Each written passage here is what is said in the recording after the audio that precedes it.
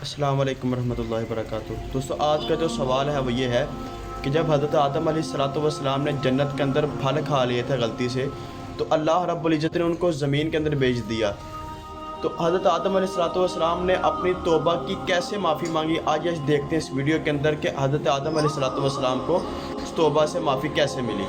السلام علیکم۔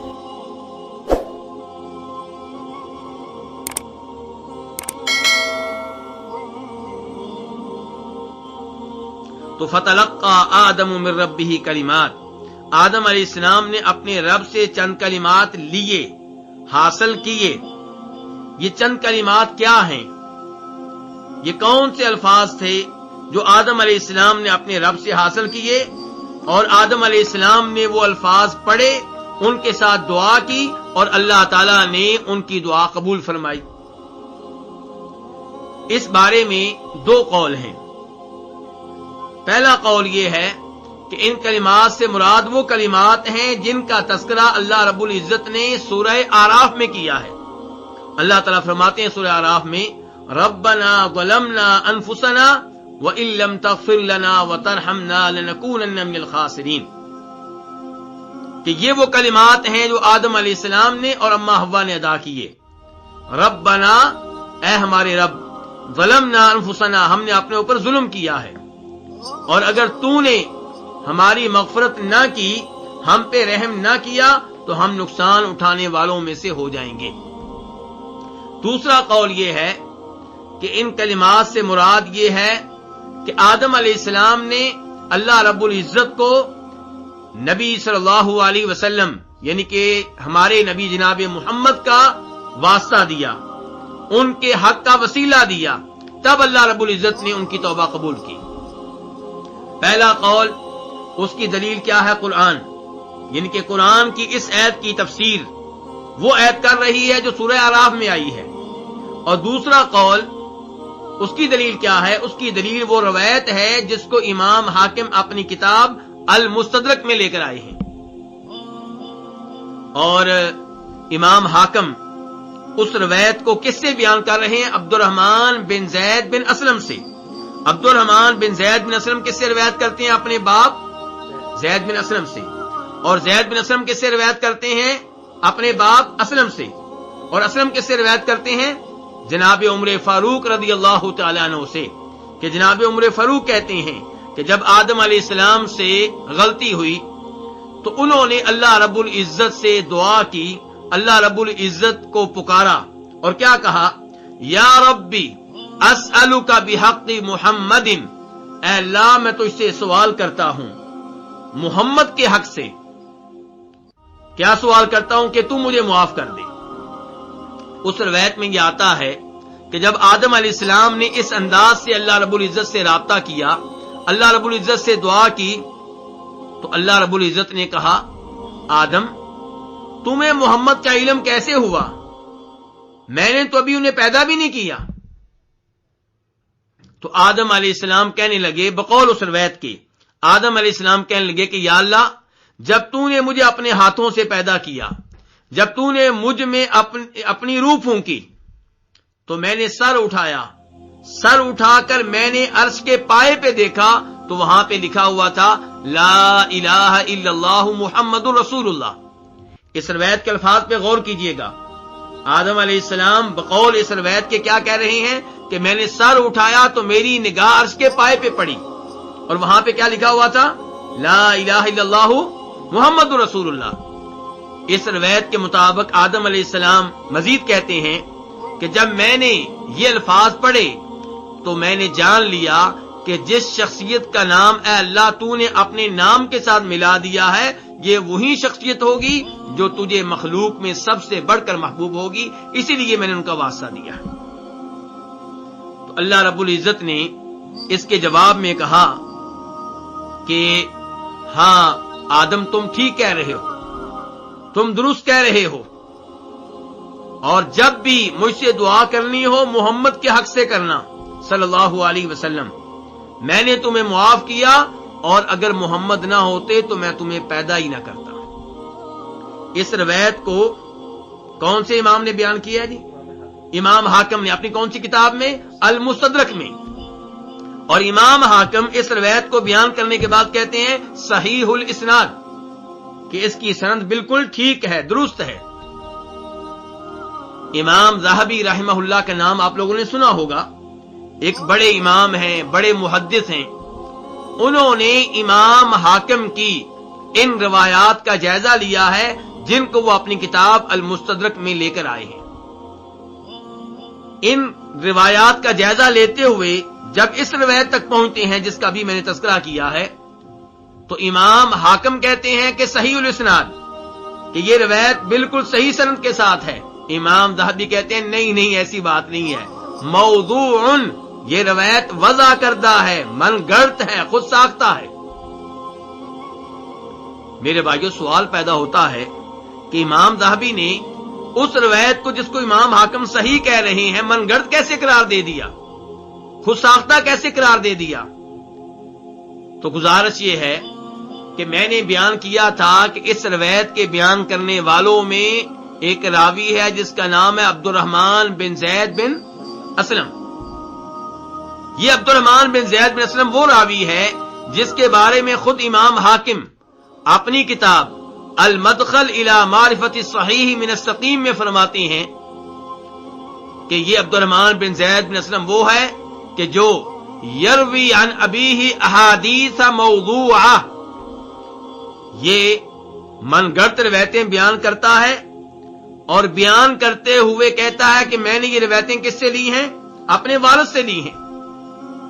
امام حاکم کہتے ہیں کہ وہ لوگ جو فن حدیث کے ماہر ہیں، اگر وہ ان روایات پہ غور و فکر کریں جن کو یہ اپنے باپ سے بیان کرتا ہے، تو آپ کو معلوم ہوگا کہ ان میں سے جو من گڑت روایات ہیں انہیں گڑنے کی ذمہ داری اسی پہ عائد ہوتی ہے، کسی اور پہ نہیں۔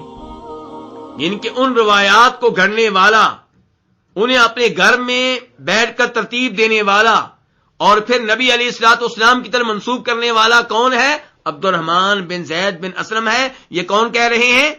یہ خود امام حاکم کہہ رہے ہیں۔ تو خود امام حاکم کے ان الفاظ سے پتا چلا کہ عبد الرحمن بن زید بن اسلم اپنے باپ سے من گڑت روایتیں بیان کرتا ہے، اور یہ روایت جس میں آیا ہے کہ آدم علیہ السلام نے توبہ کرتے ہوئے اللہ تعالیٰ کو واسطہ دیا تھا ہمارے نبی جناب محمد صلی اللہ علیہ وسلم کے حق کا، اس کا راوی کون؟ عبد الرحمن بن زید بن اسلم، اور کس سے روایت کر رہا؟ اپنے باپ سے۔ تو اس لیے صحیح بات یہ ہے کہ روایت من گڑت ہے، خود ساختہ ہے، نبی علیہ الصلوۃ والسلام سے ثابت نہیں ہے، جبکہ ہمارے پاس قرآن کی آیت موجود ہے۔ قرآن پاک کی آیت سے بہتر تفسیر کیا ہوگی؟ اللہ تعالیٰ سورہ اعراف میں خود بیان کر رہے ہیں کہ آدم علیہ السلام اور اما حوا نے یہ الفاظ کہے تھے، ربنا ظلمنا انفسنا وان لم تغفر لنا وترحمنا لنکونن من الخاسرین۔ ان الفاظ کے ذریعے انہوں نے اللہ رب العزت سے توبہ کا سوال کیا تھا، توبہ کی درخواست کی تھی۔ اور یہ روایت جس میں دعویٰ کیا گیا ہے کہ آدم علیہ السلام نے اللہ رب العزت کو ہمارے نبی کے حق کا واسطہ دیا تھا، یہ ثابت نہیں ہے، اور اللہ رب العزت کو مخلوق میں سے کسی کا واسطہ دینا، کسی کی جا کا، کسی کی ذات کا، کسی کے حق کا، یہ قرآن و حدیث سے ثابت نہیں ہے۔ امام ابو حنیفہ رحمہ اللہ کا عقیدہ بھی اس کے مطابق نہیں ہے، بلکہ پرانے حنفی علماء کرام نے جو کتب لکھی ہیں ان میں اس عقیدے کی صراحت موجود ہے کہ اللہ رب العزت کو کسی مخلوق کے حق کا واسطہ دینا درست نہیں ہے، کسی نبی کے حق کا واسطہ دینا درست نہیں ہے، کسی ولی کے حق کا واسطہ دینا درست نہیں ہے۔ کیوں؟ علماء احناف لکھتے ہیں اس لیے کہ مخلوق کا اللہ پہ کوئی حق نہیں ہے۔ تو قرآن و حدیث سے بھی عقیدہ ثابت نہیں ہوتا کہ آپ اللہ تعالیٰ کو مخلوق میں سے کسی کا واسطہ دیں، یا مخلوق کی کسی عزت کا، جا کا، مقام کا واسطہ دیں۔ اور یہ پرانے حنفی علماء کرام ان کی تصریحات کے بھی خلاف ہے، ان کی تعلیمات کے بھی خلاف ہے۔ اللہ تعالیٰ کو دعا میں واسطہ دینا ہو تو کس چیز کا واسطہ دیں؟ اللہ کے ناموں کا، اللہ کی صفات کا، وَلِلَّهِ الْأَسْمَاءُ الْحُسْنَى فَادْعُوهُ بِهَا، یہ عقیدہ قرآن و حدیث کی کئی نصوص سے ثابت ہے۔ اللہ تعالیٰ کو واسطہ دینا ہو تو کس چیز کا واسطہ دیں؟ اللہ تعالیٰ کو اپنے نیک عمل کا واسطہ دیں، جیسا کہ انہوں نے واسطہ دیا تھا جو 3 آدمی غار میں پھنس گئے تھے، اور ان کے بارے میں روایت بخاری شریف میں موجود ہے۔ ہمارے نبی صلی اللہ علیہ وسلم نے بیان کیا ہے کہ ان کو نجات کیسے ملی تھی، جب انہوں نے اللہ تعالیٰ کو اپنے اپنے نیک اعمال کے واسطے دیے تھے۔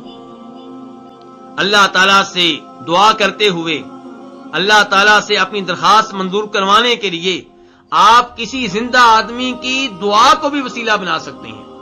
زندہ آدمی سے یہ کہنا کہ آپ میرے لیے دعا کریں، یہ اس کی ذات کا وسیلہ نہیں ہوگا، یہ اس کی جاہ کا وسیلہ نہیں ہوگا، یہ وسیلہ ہوگا اس کی دعا کا کہ وہ آپ کے لیے دعا کرے، جیسا کہ صحابہ کرام رضوان اللہ علیہم اجمعین ہمارے نبی علیہ الصلوۃ والسلام سے دعائیں کرایا کرتے تھے اور آپ ان کے لیے دعا کیا کرتے تھے، تو وہ آپ کی دعا کو وسیلہ اور واسطہ بناتے تھے۔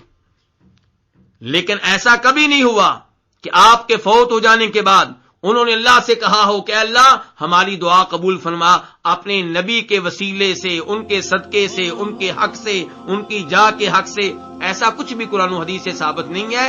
اگر کوئی ایسی بات بیان کی جاتی ہے تو وہ ضعیف روایت میں آئی ہوگی، قرآن و حدیث سے ثابت نہیں ہوگی، یا پھر ایسی روایت ہوگی جو درست ہوگی لیکن اس میں وہ عقیدہ نہیں ہوگا جو بیان کیا جا رہا ہوگا۔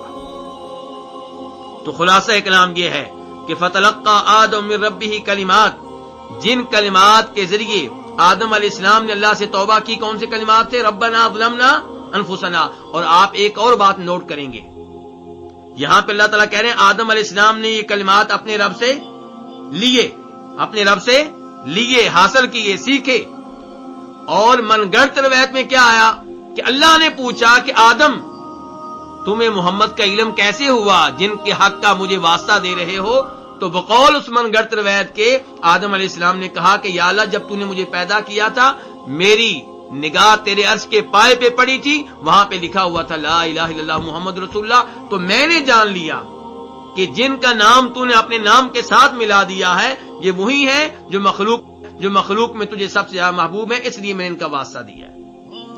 قرآن کہتا ہے کہ باقاعدہ اللہ نے کلمات سکھائے آدم علیہ السلام کو، آدم علیہ السلام نے اللہ سے حاصل کیے، سیکھے۔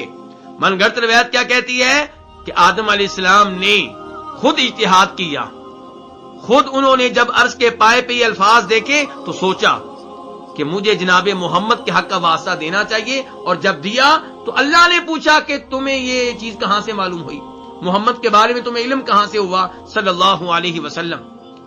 تو وہ من گھڑت روایت قرآن کے عقیدے کے خلاف ہے، قرآنی معلومات کے خلاف ہے۔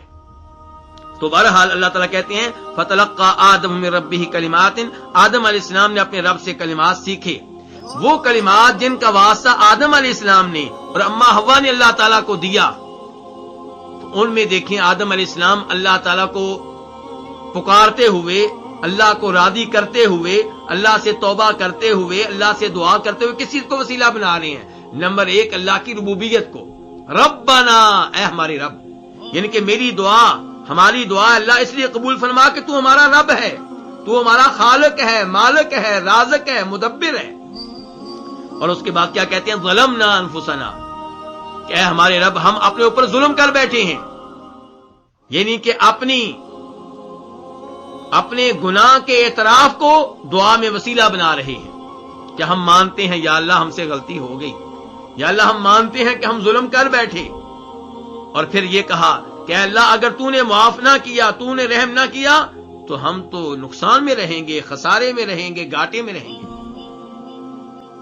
اپنی بے بسی کو، اپنی کمزوری کو اللہ تعالیٰ کے ہاں وسیلہ بنایا جا رہا ہے، جیسے موسیٰ علیہ السلام نے کہا تھا ربی انی لما انزلت الی من خیر فقیر، یا اللہ میں محتاج ہوں، تیری خیر کا محتاج ہوں، تو میرے اوپر خیر نازل کرے، میں اس کا محتاج ہوں۔ تو اپنی کمزوری کو اللہ رب العزت کے ہاں وسیلہ بنایا جا رہا ہے۔